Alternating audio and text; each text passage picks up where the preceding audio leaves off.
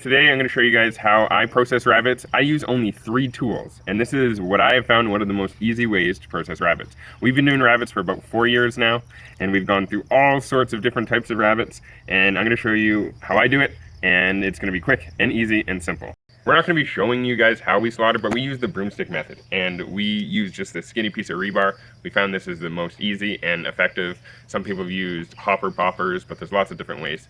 This is unfortunately one of the realities of raising livestock, is eventually their lives do come to an end and they serve their purpose in the freezer as meat for our families. And this is one of the things that we have to do, and I don't take it lightly. I think it's very precious, the life of an animal, and I know rabbits are very cute, and that's hard for a lot of people, but they also reproduce like crazy, and they are great for meat for the family.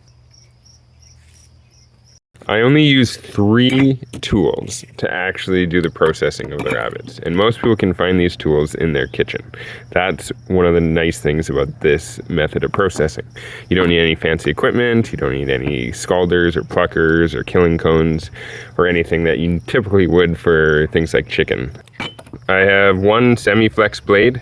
This is actually good for filleting, but you just need kind of one sharp blade. You can use a paring knife. Honing steel, really important to keep a knife sharp. And I use a cleaver, and I'll show you how and why this is important. If you don't want to use a cleaver and are not comfortable with a cleaver, you can use a garden just pruners. That works too. So the first thing I do is I actually sharpen my knives. That's really important, just to keep a sharp knife, because one of the things that you are going to be battling is hair sticking to the rabbits. So I'll show you what I do to kind of reduce that. Let's start just with sharpening. If you don't have a honing tool, I would highly recommend getting one. This doesn't actually sharpen your knife, it just re-straightens the edge, because the very tip of the sharpened part of a knife ends up folding over periodically because it's really thin. So this steel just straightens that back out, which actually increases your sharpness quite a bit. Now, if you do damage or get nicks or wear out the edge of a blade, it will need professionally sharpened.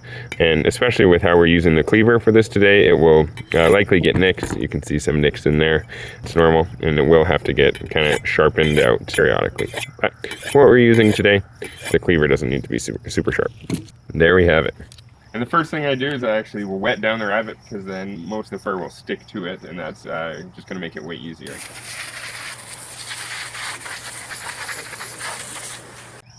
We put it back up.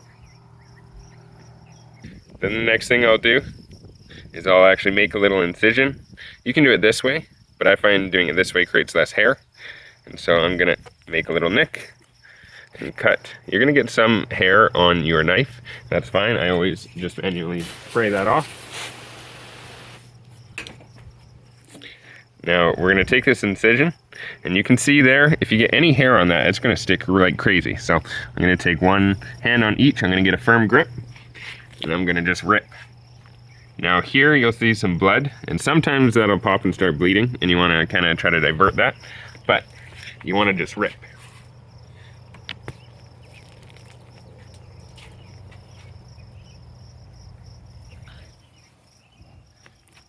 And so that end just came right off.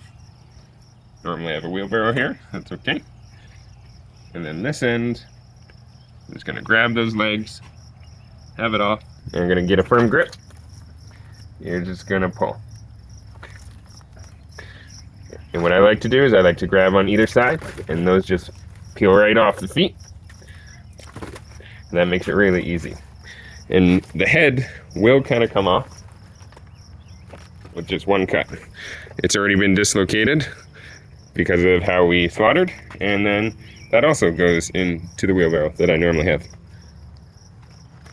Right. This is where your hose is your best friend. I'm gonna hose this down. You want to keep a clean surface.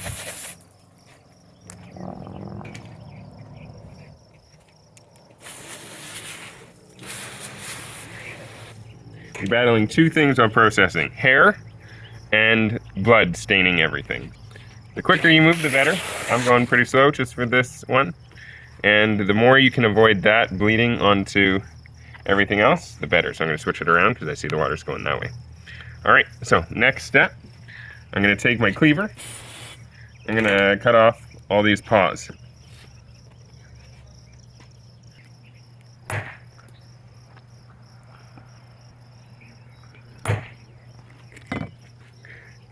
And then once you actually do that, you want to run your fingers along here to get any bones, bone fragments that may have kind of left. Because if you don't get those and you're cooking those, it's never fun to get a little tiny bone fragment. But as long as you do that, you won't really get any.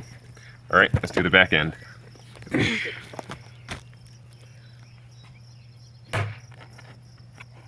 Lucky rabbit foot.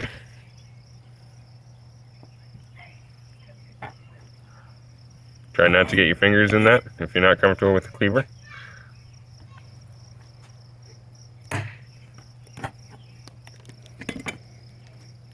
There we go. That one had some bone fragments, and you don't want to be eating that. So run your fingers along those. Make sure to get all those out. One of the things you can do with these